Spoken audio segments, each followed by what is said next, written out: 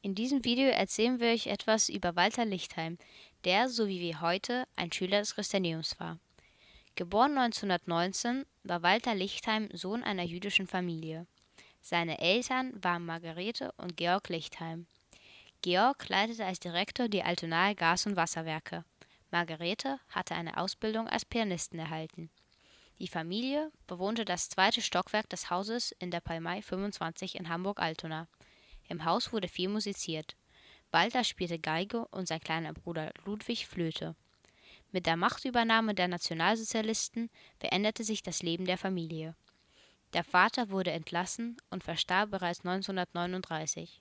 Danach lebte die Familie in Armut. Die beiden Söhne erlebten die alltägliche Diskriminierung der Juden hautnah mit. Walter erhielt einen Drohbrief, in dem er beschimpft wurde, und er wurde von Mitgliedern der Hitlerjugend nicht nur verhöhnt, sondern auch mit Steinen beworfen.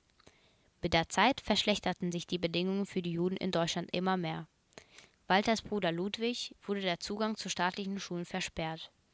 Walter selbst machte zu diesem Zeitpunkt bereits seine Ausbildung bei einer Schlosserei der deutsch-jüdischen Gemeinde in der Weidenallee. 1938 erhielt Ludwig die Möglichkeit, durch einen Kindertransport nach England sein Leben zu retten. Auch Walter, der als Begleitperson mitgereist war, hätte in England bleiben können. Allerdings wurde ihm angedroht, seine Mutter zu verhaften, sollte er nicht zurückkehren.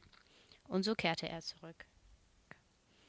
Daraufhin unternahm Walter mehrere Versuche auszuwandern, jedoch scheiterten alle. Im Oktober 1941 wurden Walter Lichtheim, seine Mutter, seine Tante ins Ghetto Lodz deportiert.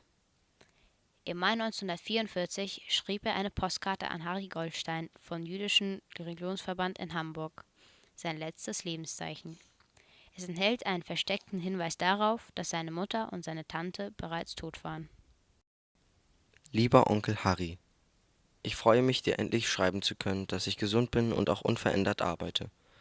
Die Zeit vergeht so schnell, besonders wo ich jetzt schon seit 1,5 Jahren mein Leben alleine führen muss, da Mutti und Tante fortgereist sind. Bitte lass recht bald, wenn möglich, von dir hören, deiner lieben Frau, allen Freunden und dir selbst herzlichste Grüße von deinem Walter. Kurze Zeit später wurde Walter Lichtheim genauso wie weitere 7.200 Menschen aus dem Ghetto Lodz ins Vernichtungslager Chelmno deportiert. Dort starb er am 30. Juni 1944. Der einzig Überlebende der Familie war sein kleiner Bruder Ludwig.